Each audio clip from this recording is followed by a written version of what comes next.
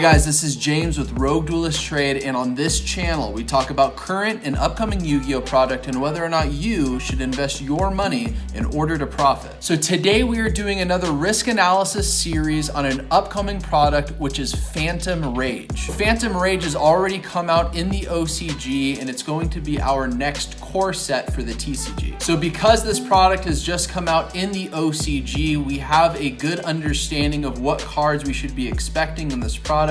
But there are going to be things that are unique for this product coming into the TCG exclusively, which I will be talking about in this two-part series. So this episode is part one of our two-part risk analysis series. And on today's episode, we are going to go through the potential chase cards that we could expect coming out of this product, or what we would expect to be the money cards from this product. And we are also going to go through cards from previous sets that may directly or indirectly support cards coming out of Phantom Rage and gauge the fluctuations within the marketplace to see if their prices have gone up and see if there's been potential buyouts, which should indicate that there is excitement for Phantom Rage. Now, the very next day after this video gets posted, I'll be releasing part two of our risk analysis for Phantom Rage. Now guys, on previous videos, I was giving you updates on some big things that are coming for this channel, and I want to give you more detail on those updates right now. I mentioned in previous videos that I have recently made a partnership with a pretty big name in the Yu-Gi-Oh community, and we are going to be building a Patreon together where we provide you guys invaluable information such as ratios on newly released product and invaluable insider vending info to help you guys make better decisions with your Yu-Gi-Oh investments. So I would like to announce that I'm currently working through the details on this partnership with Pro Play Games, also known as PPG. PPG is an extremely credible name within many TCG communities, one of them being Yu-Gi-Oh. If you guys haven't heard of Pro Play Game Tours, they do a lot of huge tournaments throughout the United States. They're very big into the vending space, and they will be bringing a ton of value in the RogueDuelist Trade Patreon, which should be launching in less than 1 week. We are also going to be offering specific Patreon tiers for a select few patrons to have access to pre-ordering cases of Yu-Gi-Oh product through the Patreon. I can't provide specific numbers right now on what the price point will be per case, but what I can tell you is that it will be the closest to wholesale rates than what you can normally find online on your own. I'm actually planning to do content on ratios from Rise of the Duelist and go through that with you guys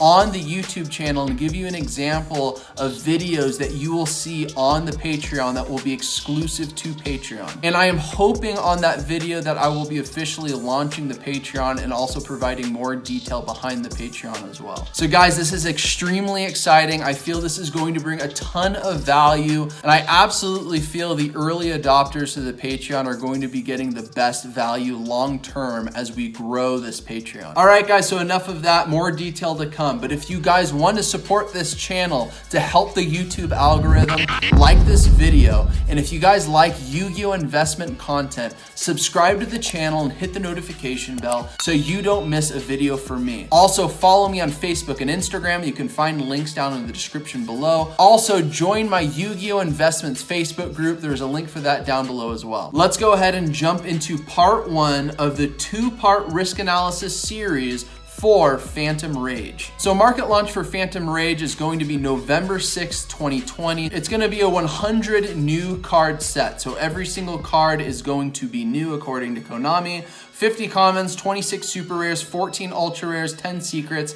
exactly like Rise of the Duelist, and I believe Eternity Code as well.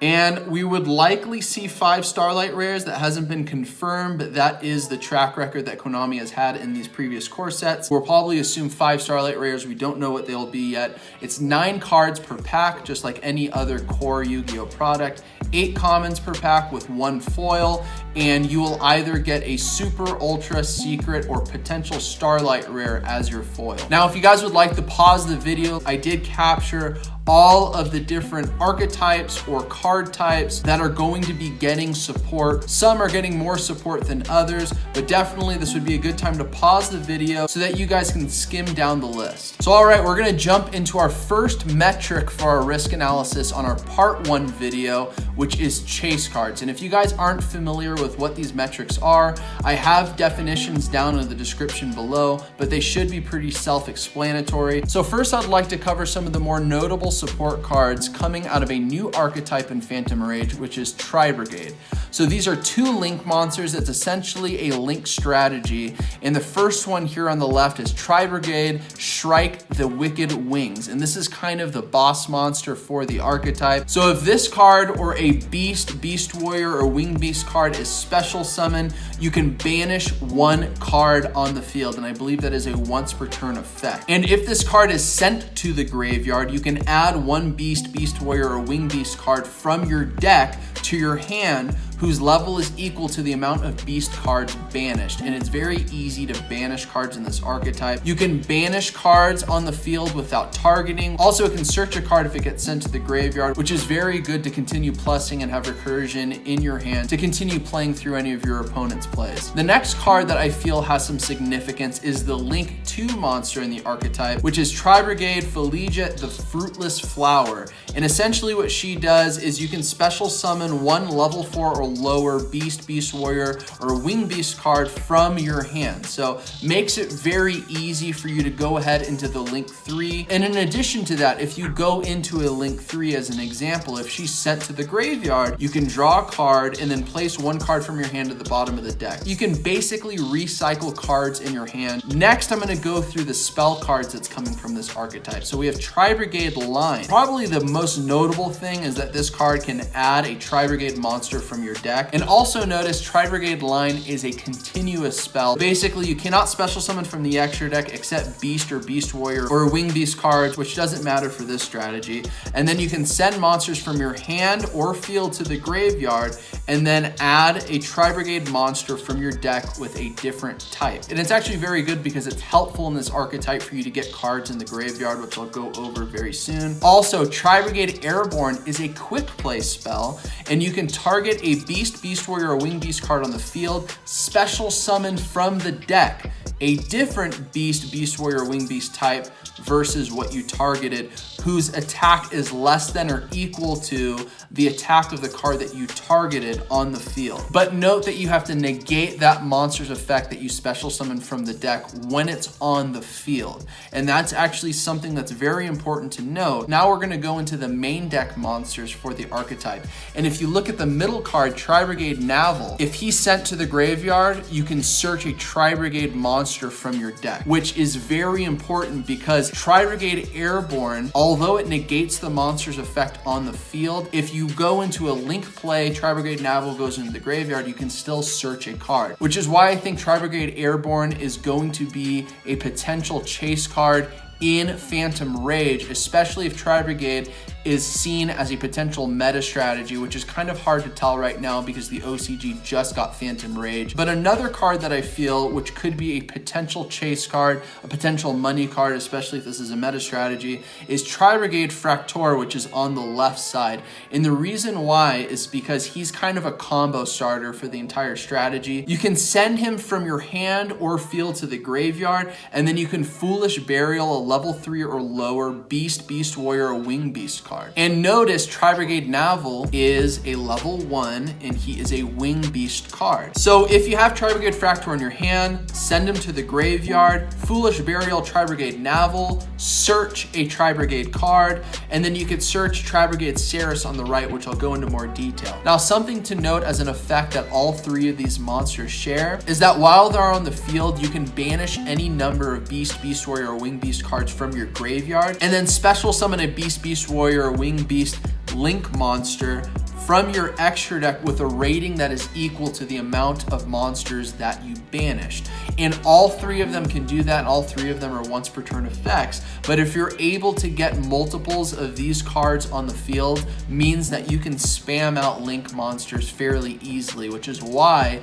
you want to get monsters to the graveyard. Brigade Ceres, you have to discard a beast, beast warrior, or wing beast card, and you can special summon him from the hand. So gets you more monsters in the graveyard to get him onto the field, and then you can use him to link up into any of the other link monsters, or you can go go into Eggsy's plays, what have you. Possibly Tri-Brigade Fractor will be the more chased after because he's really the combo starter. And usually the cards that are combo starters are the cards that have more value when they come out in the product. So next I want to go over cards in another new archetype, which is Datascape. And Datascape has already topped in an OCG tournament, which makes me think that this will definitely be a good meta contender for the TCG as well. There's a lot of people that see this archetype to have a lot of meta relevance. So probably one of the more notable main deck monsters, there are a lot of them, is Datascape Lady Riri. She is a Psychic Tuner level 3, which makes her an E-Tele target, and that is Emergency Teleport if you're not familiar with that term. You can target a Datascape card on the field, and that's card, so it could be monster, spell, or trap. Send from your deck to the graveyard a Datascape card with a different card type. So once you send that to the graveyard, you can then special summon her to the field, so now she's a good extender. And then in addition to that, you can search a Datascape card which type is different than what was sent to the graveyard and what you targeted on the field. So this is kind of very confusing, but this card is doing a lot. Let's say you target a spell card, then you send a Datascape monster to the graveyard.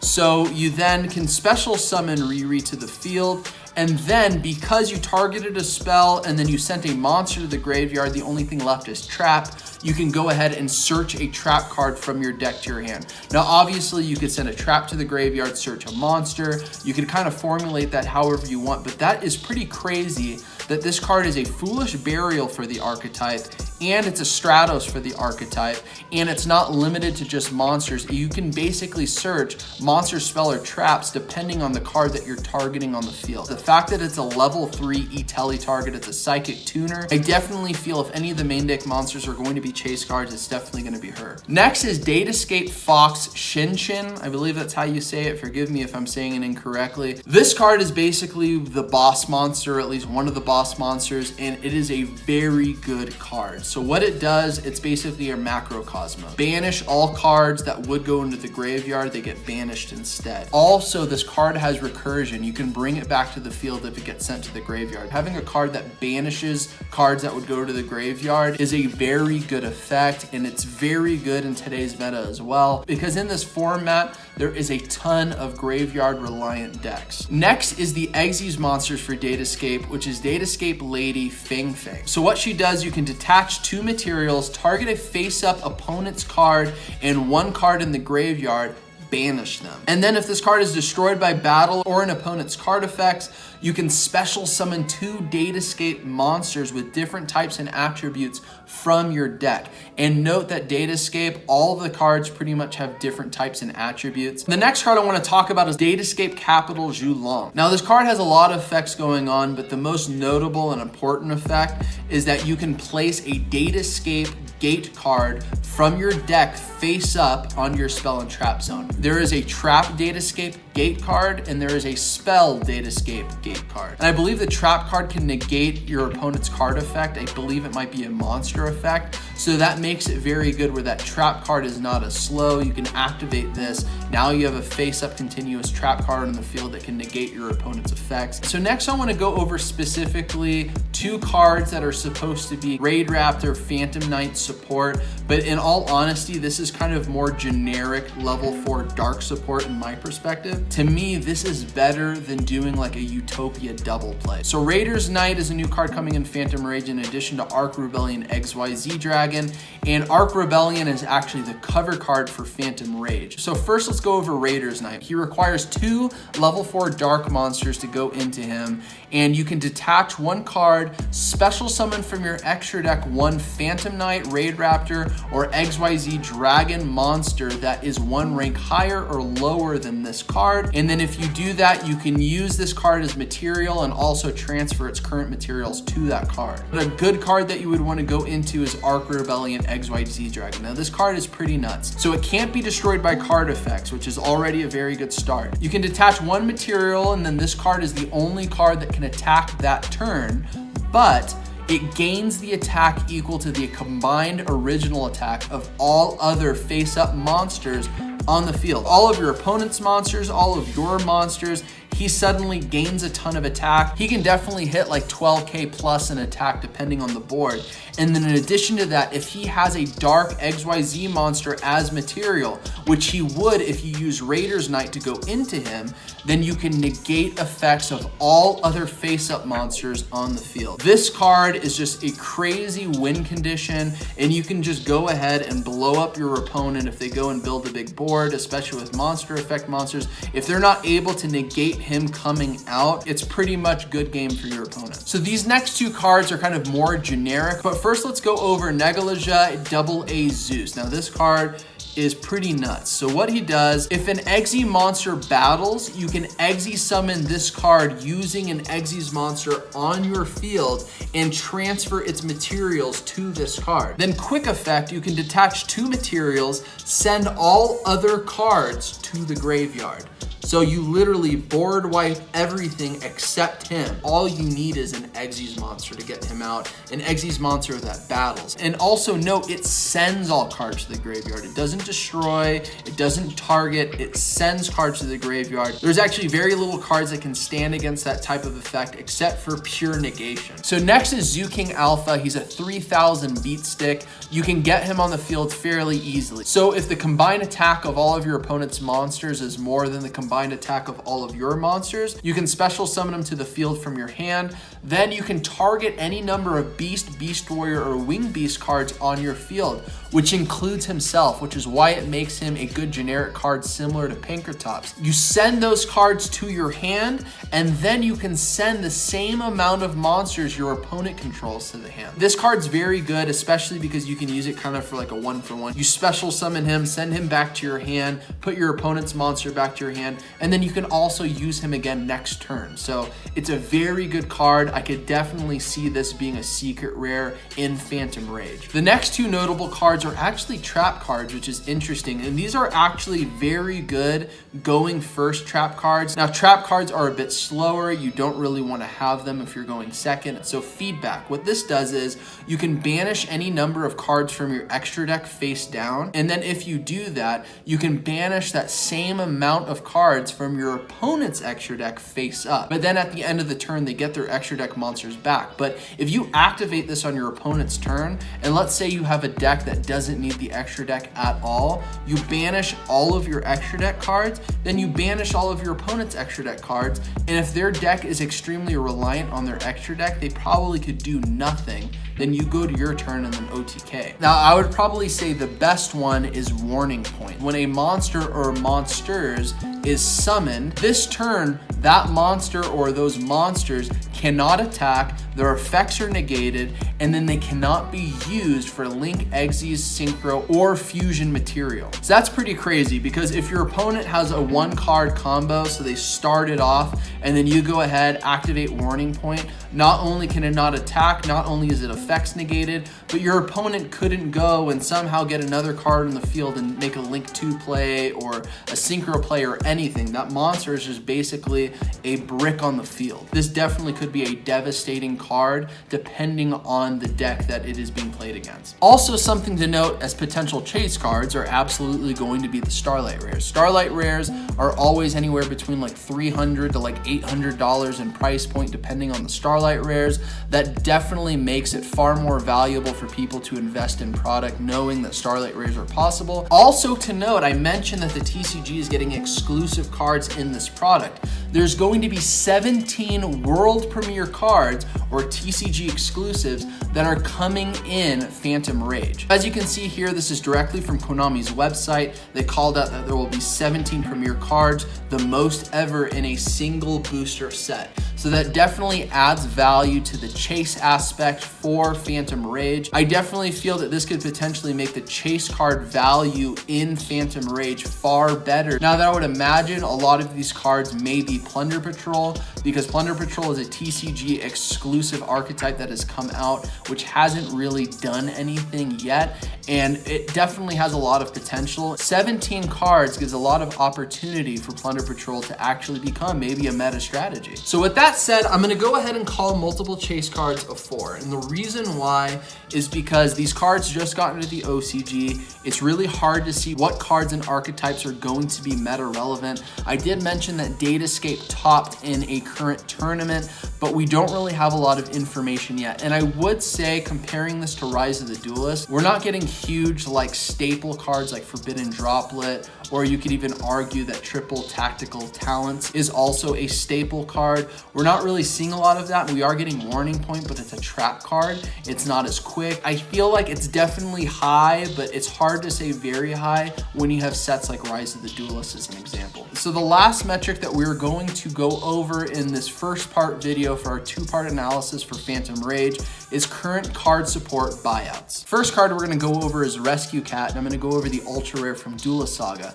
Now this is a beast card, and this is a card that can be played in the Tri-Brigade strategy. As of August 10th, the average price in the marketplace for this Rescue Cat nearly doubled. It was at about $6 just a couple weeks prior, and the average rate jumped to $12.41. Next, from Raging Tempest as an ultra rare is Zodiac Thoroughblade. So there are a lot of deck builds out there that are being played around with for Zodiacs and Tri-Brigade as a strategy being commingled together, seeing that Zodiacs play a lot of Beast Warriors. This card's interesting. It's actually seen a lot of fluctuations as of recently, and you would imagine probably because of MR5, people are getting interested in it, but it definitely has seen some recent price jumps, and I think that could be because people do see the opportunity that Tri-Brigade brings to the Zodiac strategy. Its average price point was about $4 in late June, and it jumped up to nearly $7 on July 27th. So another card in the Zodiac strategy is Zodiac Chalkanine. This one is from Maximus Crisis as an ultra rare. As you guys can see, this has also seen a lot of price jumps. Now, a lot of this could be attributed to MR5, which happened in April,